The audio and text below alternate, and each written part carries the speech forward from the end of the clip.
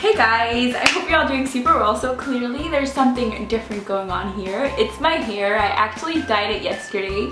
Make sure you guys let me know what you think in the comments down below or on Twitter or Instagram. Do you like this hair color better? Do you like my natural brunette color? Do you like red hair better? Who remembers when I had red hair? That's a huge throwback because that was a really long time ago. If you watched my videos back then, you're a real MVP, and let me know down below. Okay, anyways, that has nothing to do with this video. Today I have a few DIY healthy snack ideas for spring/summer. So I've been trying to eat really healthy lately, and I think I've been doing a pretty good job. So I wanted to share a few of my favorite recipes with you guys, and these are all kind of themed around fresh, healthy, kind of spring, summer, refreshing foods, if that makes sense. And I really like all of these. Make sure you guys try them out if you're interested. Make sure to leave me a thumbs up down below if you enjoy my recipe videos, and I'm just gonna go ahead and get started. So the first recipe that I'm sharing with you is for these soft-baked kind of oatmeal cookies, and these are great for snacks and also for breakfast, and they're insanely healthy. So you're gonna need some oats, some ripe bananas, unsweetened applesauce, and anything else to add in. I like cranberries. So the first thing I'm doing is I'm preheating my oven to 350, and then I'm going to peel my 2 bananas and I'm gonna mash them up. So up next, we're basically just going to be mixing all our ingredients in a big bowl. So I added in my 2 mashed bananas, and then I'm adding in 1 4-ounce container of unsweetened applesauce, and then 1.5 cups of my rolled oats.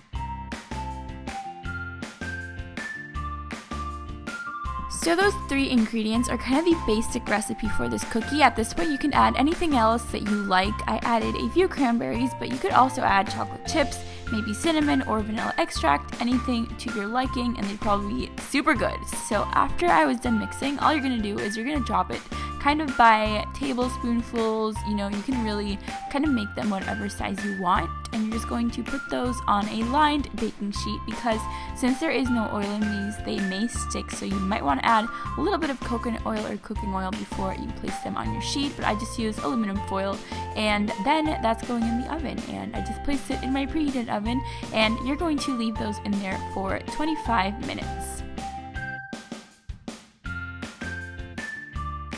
So once we've been really patient and waited a whole 25 minutes for these, you're going to carefully remove them from your oven and kind of let them cool before you try unsticking them, because if you're like I am and you're impatient and you didn't use any cooking oil or coconut oil to make these not stick to the pan, it's going to be kind of hard. But anyways, once you do that, these are so good, and they're actually really healthy for you. They're not like other kind of healthy recipes that aren't really healthy. These are actually really healthy, and they make a really good and filling breakfast as well. Okay, so this next recipe, I must admit, I didn't really have a good enough name for it, so we're calling them sweet spotty treats. So this is what you're going to need. If you like fruit salads and cucumber, you're gonna love these, and they're so easy to put together, and they look really cute to share with your friends. So basically, you're just going to layer a few slices of cucumber, and then you could use either flavored yogurt or plain Greek yogurt or even cottage cheese, and you're just going to layer them on top of your cucumber slices. So as you can see here, I did half flavored Greek yogurt and then half cottage cheese, and for my flavored yogurt kind of half, I used shredded coconut to top it off, and this adds such a nice flavor. And once I was done with that, I just topped it with my strawberry slices, and that's basically all there is to it. So for the cottage cheese side of my plate, I just added these strawberries, and then I drizzled it with honey, and newsflash, these were my favorite ones because I'm obsessed with cottage cheese and honey. Anyways, these may look kind of weird, but they're actually really refreshing and really good, so you should definitely try them out. So this recipe is so refreshing, and it's perfect for summer. It's a DIY kind of watermelon lemonade slushy, and all you're gonna need is 2 cups of fresh melon and then some fresh lemon juice, preferably, but I didn't have any, so I just used some of the bottled kind. So I just added in my watermelon and then lemon to taste, and you're just going to blend it in a blender, and that's basically all there is to this recipe, because the next thing you're doing is you're going to use a strainer to pour the mixture into some ice cube trays. And the reason for this is because you don't want any kind of seed, weird parts inside your watermelon ice cubes. So basically, once you've done that, you're just going to place this in the freezer, and I left mine in overnight, but you could probably do about 7 hours, something like that. And then once they are fully frozen, you're just going to pop them out of your ice tray. And this part, the taking the cubes out of the tray part of this recipe, is kind of the hardest part of the process. I kid you not, because it's kind of hard to get them out. Anyways, once you put them back in your blender, you're just going to blend one more time, and then you're basically done, because you're gonna have this wonderful kind of hybrid between shaved ice and a slushie, and that's going to be your finished product. So you can go ahead and pour this or spoon it into your favorite container or glass, and you can use a straw or you can use a spoon. And that's basically it for this one. And up next, I'm going to be showing you how to make some DIY homemade hummus. And I don't know about you guys, but I'm obsessed with hummus. So here's what you're going to need, and this is so easy to make. And you're just basically going to pour all the ingredients into a blender. So one 15-ounce can of garbanzo beans, 1/8 cup of water, and then half a teaspoon of cumin and half a teaspoon of salt.